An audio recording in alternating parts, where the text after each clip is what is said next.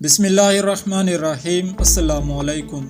آج 20 جون 2022 بروز پیر دنیا بھر کی تازہ ترین نیوز اپڈیٹ کے ساتھ میں ہوں محمد ابو ذر۔ نظر ڈالتے ہیں اب تک کی تازہ ترین ہیڈ لائن پر۔ حرمین شریفین اور مسجد نبوی کے پریزیڈنٹ شیخ عبدالرحمن السدیس نے حج آپریشنل پلان کا اعلان کر دیا۔ عمرے کے اجازت ناموں کے اجراء کی آخری تاریخ کا اعلان کر دیا گیا۔ چیئرمین تحریک انصاف اور سابقہ وزیر اعظم عمران خان کا کہنا ہے کہ شہباز شریف اور مفتاح اسماعیل جان لے کہ امریکہ کبھی کوئی رعایت مفت میں نہیں کرتا۔ اگر ان سے کوئی رعایت ملی تو ملک کی سلامتی اور آزادی پر سمجھوتا کرنا پڑے گا۔ قربانی کے لیے 50,000 بکروں کی کھیپ جدہ پہنچ گئی۔ حاجیوں کے لیے 13 زبانیں جاننے والا عملہ تعینات کر دیا گیا۔ شمالی وزیرستان میں دہشت گردوں سے فائرنگ کا تبادلہ، پاک فوج کا جوان شہید۔ جدہ اور دبئی بندرگاہ کے درمیان معاہدہ آج متوقع ہے۔ حج خدمات کی فرضی مہم، غیر ملکیوں سمیت 28 افراد گرفتار۔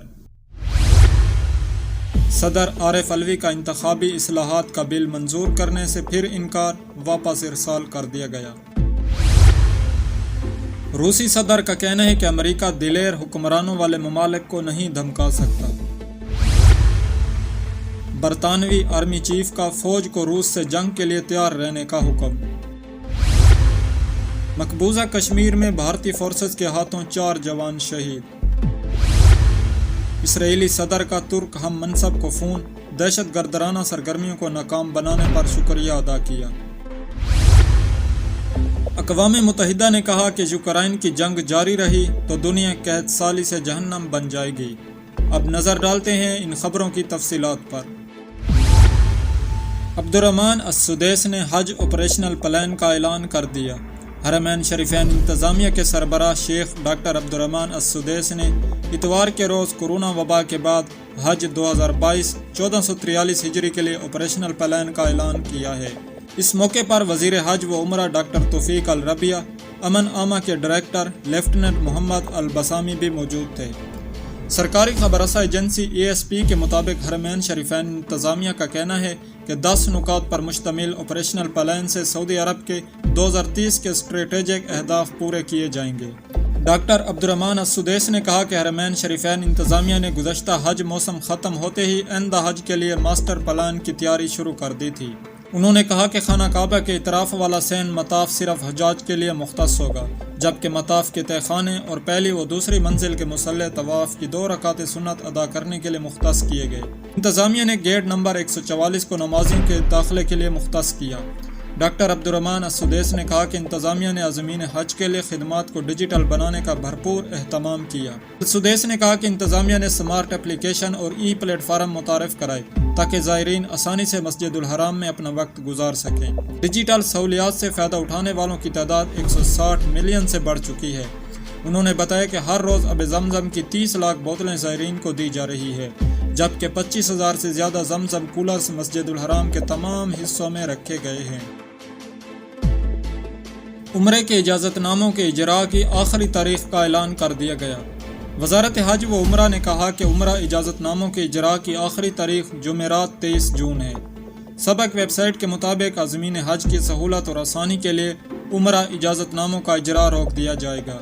وزارت نے کہا کہ توکلنا اور اعتمرنا ایپ کے ذریعے عمرہ اجازت ناموں کا اجراء مذکورہ تاریخ تک جاری رہے گا۔ بعد ازاں حج موسم ختم ہونے کے بعد 20 ذوالحجہ کو اجازت ناموں کا اجراء بحال ہوگا۔ قربانی کے لیے 50,000 بکروں کی کھیپ جدہ پہنچ گئی۔ عازمین حج کی قربانی کے لیے 50,000 بکروں کی کھیپ جدہ بندرگاہ پہنچ گئی ہے۔ سبق ویب سائٹ کے مطابق اضاحی پروجیکٹ نے کہا کہ قربانی کے لیے مختص بکروں کی کھیپ جزیرہ نما قرآن افریقہ سے پہنچی ہے۔ بندرگاہ انتظامیہ نے کہا کہ وصول ہونے والی کھیپ میں جانوروں کی صحت کو معیار پر پورا اترنے پر حوالے کر دیا گیا۔ بندرگاہ میں موجود وزارت ماحولیات کے ماہرین نے جانوروں میں طے شدہ پیمانے، ضوابط اور معیار کا جائزہ لیا۔ بندرگاہ کی انتظامیہ نے کہا کہ اضاحی پروجیکٹ کے ساتھ تعاون جاری ہے تاکہ عازمین حج کو بہتر سہولیات فراہم کی جا سکے۔ واضح رہے کہ اضاحی پروجیکٹ نے امسال قربانی کی قیمت 809 ریال مقرر کی ہے۔ حجاج کرام کے لیے 13 زبانیں جاننے والا عملہ تعینات۔ سال رواں میں حج کے لیے سعودی عرب کے جنرل ڈائریکٹریٹ آف پاسپورٹ کی فیلڈ ٹیمیں عازمین حج سے 13 زبانوں میں رابطے کر رہی ہے۔ سعودی عرب کی سرکاری نیوز ایجنسی کے مطابق عازمین کی آگاہی اور انہیں خوش آمدید کہنے کے لیے انگریزی، ہسپانوی، انڈونیشی، جاپانی، فارسی، اردو، ترکی، پرتگالی اور بنگلہ دیشی زبانیں ان میں شامل ہیں۔ حجاج کے لیے متعین فیلڈ ٹیموں کو جدہ کے کنگ عبدالعزیز انٹرنیشنل ایئرپورٹ اور مدینہ منورہ کے شہزادے محمد بن عبدالعزیز انٹرنیشنل ایئرپورٹ پر بھی تعینات کیا گیا۔ واضح ہے کہ سعودی عرب کی جانب سے سال رواں عازمین حج کی محدود تعداد 10 لاکھ رکھی گئی۔ قبل ازاں عالمی وبا کورونا کے باعث گزشتہ 2 سال بیرون ملک سے عازمین کو حج کی سعادت کے لیے مدعو نہیں کیا گیا، جبکہ مملکت میں رہائش پذیر افراد کو محدود پیمانے پر مکمل SOPs کے ساتھ حج کی اجازت دی گئی تھی۔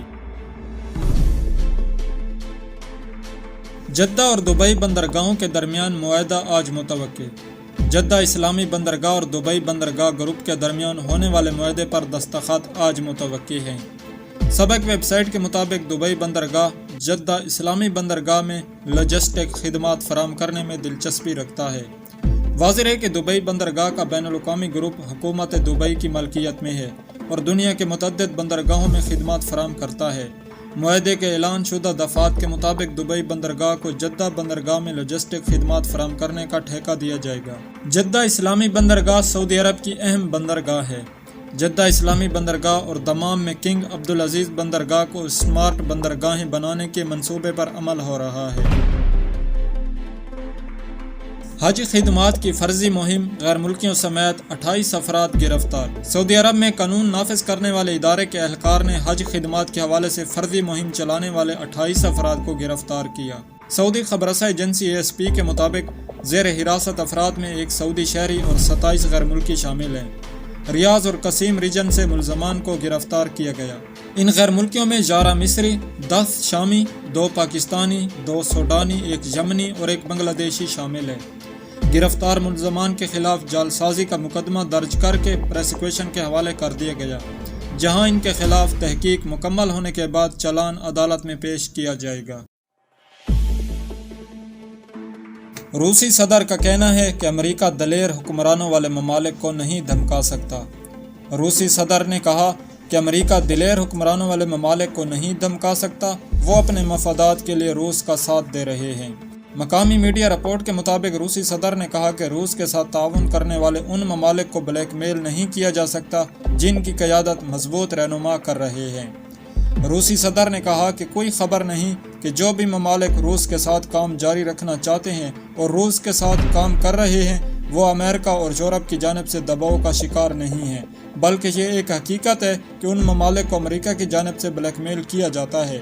صدر پیوٹن کا کہنا تھا کہ امریکہ کبھی کبھی براہ راست دھمکیوں پر آتا ہے، لیکن اسی طرح کی بلیک میلنگ کا مطلب مضبوط لیڈروں کی زیر قیادت ممالک کے خلاف کچھ بھی نہیں ہے جو اپنے ملک کے اپنے قومی مفادات کو دوسروں کے مفادات پر فوقیت دیتے ہیں۔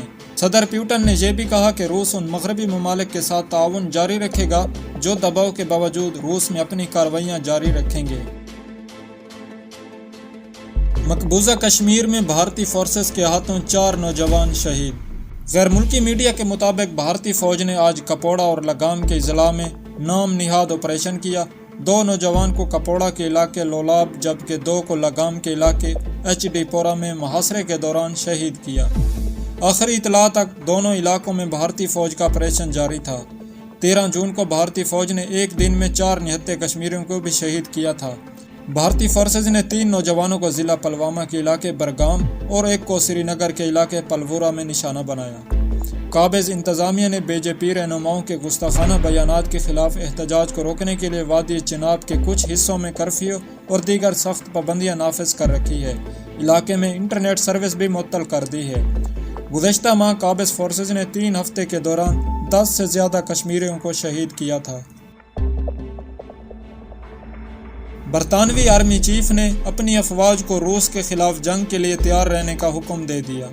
حال ہی میں برطانوی فوج کے سربراہ کا عہدہ سنبھالنے والے جنرل نے فوجیوں کو میدان جنگ میں روس کا مقابلہ کرنے کے لیے تیار رہنے کا حکم دے دیا۔ BBC کی رپورٹ کے مطابق گزشتہ ہفتے برطانوی آرمی چیف کا عہدہ سنبھالنے والے جنرل نے سول ملازمین سے خطاب کرتے ہوئے کہا کہ روس کا یوکرائن پر حملہ نشاندہی کرتا ہے کہ ہمیں برطانیہ کی حفاظت کرنے کے لیے تیار رہنا چاہیے۔ انہوں نے کہا کہ فوج اور اتحادیوں کو اب روس کو شکست دینے کے قابل ہونا چاہیے۔ ایک دفاعی ذرائع نے BBC کے دفاعی نامہ نگار سے گفتگو کرتے ہوئے کہا کہ اس پیغام کا لہجہ حیران کن نہیں تھا۔ جنرل نے کہا کہ 24 فروری کے بعد سے دنیا بدل چکی ہے اور اب ہمیں ایک ایسی فوج تیار کرنے کی ضرورت ہے جو اتحادیوں کے ساتھ مل کر لڑے اور روس کو جنگ میں شکست دینے کے قابل ہو۔ برطانوی آرمی چیف نے نیٹو کا دائرہ کار کو وسعت دینے اور روس کو یورپ پر مزید قبضے سے روکنے کے لیے برطانوی فوج کی نقل و حرکت اور اس میں جدت لانے کو اپنے ہدف قرار دیا۔ انہوں نے کہا کہ ہم وہ نسل ہیں جو فوج کو یورپ میں ایک بار پھر لڑنے کے لیے تیار کریں گی۔ انہوں نے کہا کہ ہم وہ نسل ہیں جو فوج کو یورپ میں ایک بار پھر لڑنے کے لیے تیار کرے گی۔ بھارتی فوج میں بھرتیوں کے نئے نظام پر راہل گاندھی کی مودی سرکار پر کڑی تنقید۔ بھارتی اپوزیشن رہنما راہل گاندھی نے فوج میں بھرتیوں کے نئے نظام پر مودی سرکار کو اڑے ہاتھوں لے لیا۔ رپورٹ کے مطابق راہل گاندھی نے اپنے ایک بیان میں کہا کہ BJP حکومت کو زرعی قوانین کی طرح اگنی پت بھی واپس لینا ہی پڑے گا۔ انہوں نے کہا کہ اقتدار کے 8 سال میں مودی سرکار نے جے جوان جے کسان اقتدار کی توہین کی۔ جنہوں نے آزادی کے 52 سال تک ترنگا نہیں لہرایا، ان سے فوجیوں کا احترام کی توقع نہیں کی جا سکتی۔ راہل گاندھی نے کہا تھا کہ نوجوانوں میں فوج میں بھرتی ہونے کا جوش ہے، چوکیدار بن کر BJP کے دفتر کی حفاظت کا نہیں۔ گزشتہ دنوں بھارت کے مرکزی حکومت نے اگنی پت کے نام سے بھارتی فورس میں کانٹریکٹ پر 4 سال کی بھرتی اسکیم متعارف کرائی تھی۔ اس اسکیم کے تحت تینوں مسلح افواج میں 17.5 سال سے 21 سال تک کے نوجوانوں کو 4 سال کے لیے بھرتی کیا جائے گا اور ان میں سے 25% کو طویل مدت کے لیے فوج میں شامل کیا جائے گا، جبکہ باقی 75% کو کانٹریکٹ ختم ہونے پر پنشن کی سہولت بھی میسر نہیں ہوگی۔ اس اسکیم کے خلاف احتجاج کے بعد حکومت نے عمر کی حد میں مزید 2 سال بڑھا کر 23 سال کر دی ہے۔ اسرائیلی صدر کا ترک ہم منصب کو فون، دہشت گردانہ سرگرمیاں ناکام بنانے پر شکریہ ادا کیا۔ اسرائیلی صدارتی دفتر کے مطابق اتوار کے روز ہونے والی ٹیلی فوننگ رابطے میں اسرائیلی صدر نے ترک سرزمین پر دہشت گردانہ سرگرمیاں ناکام بنانے پر رجب طیب اردوغان کا شکریہ ادا کیا۔ اسرائیلی صدارتی دفتر کا کہنا ہے کہ ٹیلی فوننگ رابطے میں اسرائیلی صدر نے انسداد دہشت گردی کی کوشش جاری رکھنے پر زور دیا۔ غیر ملکی میڈیا کے بیان کے مطابق مزید کہا گیا کہ دونوں رہنماؤں نے امن و استحکام کے لیے تعاون کو برقرار رکھنے کے ساتھ ساتھ دونوں ممالک کے تعلقات اور علاقائی معاملات بشمول سلامتی اور دہشت گردی کے خلاف جنگ میں بات چیت پر اتفاق کیا۔ واضح رہے کہ اسرائیل نے کچھ روز پہلے ممکنہ ایرانی حملے پر اسرائیلی شہریوں کو ترکی سے واپس آنے کی ہدایت کی تھی۔ اسرائیلی وزیر خارجہ کے مطابق اسرائیل وزیر خارجہ اگلے ہفتے ترکی جائیں گے اور ترک ہم منصب سے ملاقاتیں بھی کریں گے۔ اقوام متحدہ کا کہنا ہے کہ یوکرائن کی جنگ جاری رہی تو دنیا قحط سالی سے جہنم بن جائے گی۔ اقوام متحدہ کے ورلڈ فوڈ پروگرام WFP کے ڈائریکٹر نے کہا کہ یہ جنگ دیگر عناصر کے ساتھ مل کر دنیا کے لیے تباہ کن ثابت ہو رہی ہے۔ ایتھوپیا کی دارالحکومت میں ایک تقریب سے خطاب کرتے ہوئے انہوں نے کہا کہ یوکرائن کے بحران سے قبل ہی ہمیں کووڈ-19 اور ایندھن کی قیمتوں میں اضافے کے باعث عالمی سطح پر خوراک کے بحران کا سامنا تھا۔ اس وقت لگتا تھا کہ حالات اس سے زیادہ بدتر نہیں ہو سکتے، مگر یہ جنگ زیادہ تباہ کن ہے۔ انہوں نے مزید کہا کہ اگر اس بحران پر قابو نہیں پایا گیا تو عالمی سطح پر قحط سالی، عدم استحکام اور بڑے پیمانے پر نقل مکانی جیسے مسائل کا سامنا ہو سکتا ہے۔ ان کا کہنا تھا کہ سری لنکا، تیونس اور پاکستان جیسے ممالک میں فسادات اور عدم استحکام سے عالمی سطح پر مستقبل قریب کی صورتحال کا اندیہ ملتا ہے۔ ان کا مزید کہنا تھا کہ اس وقت بہترین کام یہی ہو سکتا ہے کہ روس اور یوکرائن کی جنگ ختم ہو اور یوکرائن کی بندرگاہ کھل جائے۔ فروری میں روس کے حملے سے قبل یوکرائن کی بندرگاہ سے ہر ماہ 45 لاکھ ٹن زرعی مصنوعات برآمد کی جاتی تھی، جن میں عالمی ضروریات کے لیے درکار 12% گندم، 15% کورن آئل اور 50% سن فلاور آئل قابل ذکر مصنوعات ہیں۔ ورلڈ فوڈ پروگرام کے یوکرائن میں عہدیدار نے کہا کہ یہ جنگ بھوک کی تباہ کن بحران کی جانب لے جا رہی ہے۔ انہوں نے بتایا کہ 2021 میں دنیا بھر میں 40 کروڑ افراد کا پیٹ یوکرائن کی جناح سے بھرتا تھا، مگر اب کروڑوں افراد کو خوراک کی عدم فراہمی کا سامنا ہے۔ پاکستان کے صدر عارف علوی کا انتخابی اصلاحات کا بل منظور کرنے سے پھر انکار، واپس ارسال کر دیا۔ پاکستان کے صدر ڈاکٹر عارف علوی نے الیکٹرانک ووٹنگ مشینوں اور اوورسیز پاکستانیوں کے ووٹ کے حق سے متعلق الیکشن ترمیمی بل پارلیمنٹ کے مشترکہ اجلاس سے منظور ہونے کے باوجود منظور کرنے سے انکار کر دیا اور اسے بغیر دستخط کیے واپس ارسال کر دیا۔ صدر عارف علوی کا کہنا ہے کہ وہ آئین کی پاسداری کرتے رہے ہیں اور انہیں اس بات کا ادراک ہے کہ آئین پاکستان اس بل پر دستخط نہ کرنے کے باوجود اسے قانونی شکل دے دے گا، لیکن بحیثیت صدر کے منظور کردہ بل پر دستخط نہ کرنا ان کے لیے ذاتی طور پر ایک تکلیف دہ امر ہے۔ ان کا کہنا تھا کہ وہ آئندہ نسلوں کے لیے اپنے دلائل اور خیالات قلم بند کرنا چاہتے ہیں۔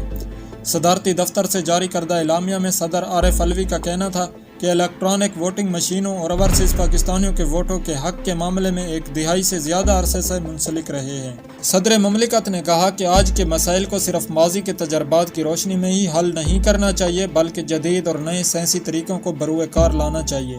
اس بات کا پورا ادراک ہے کہ پارلیمان کے دونوں اطراف میں اعتماد سازی کے فروغ اور شراکت داری کے وسیع تر شمولیت کے بغیر اصلاحات ممکن نہیں۔